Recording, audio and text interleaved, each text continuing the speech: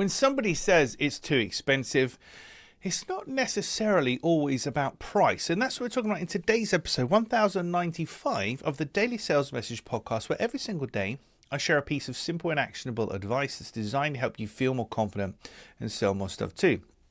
So first of all, expensive is relative. Expensive is a relative concept. Expensive versus what? You're comparing the price against what? An idea that you've had about what this thing should cost, or an actual competitor quote or a competitor product.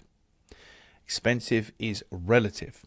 But it's too expensive isn't always about price necessarily. There's a third element here, which is justifying the spend. So this is where you compare it against essentially doing nothing or doing it yourself.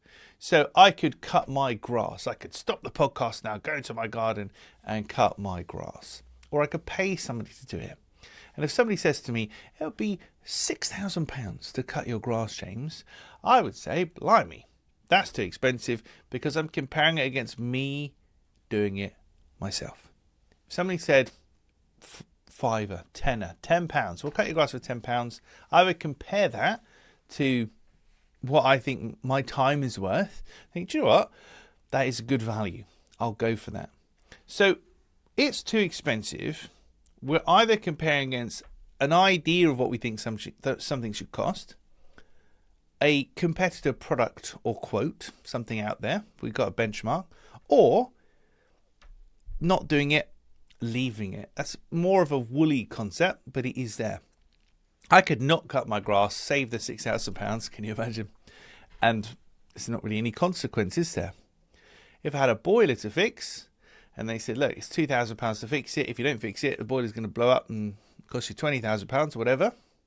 I have a reason to do it. Even though I find it expensive versus the consequence, it's not. So the moral of the story today, children, is that expensive is a relative concept. You've got to understand what your buyer is comparing you against. When you understand the reference point, you understand where the pain is coming from and why they're saying what they're saying. But more importantly, you understand how you can better explain the value that you offer to help them to buy from you. That's it for this episode. There's over 1,000 episodes of this podcast. Search for Daily Sales Message on Apple, Spotify, Google, wherever you get your podcasts.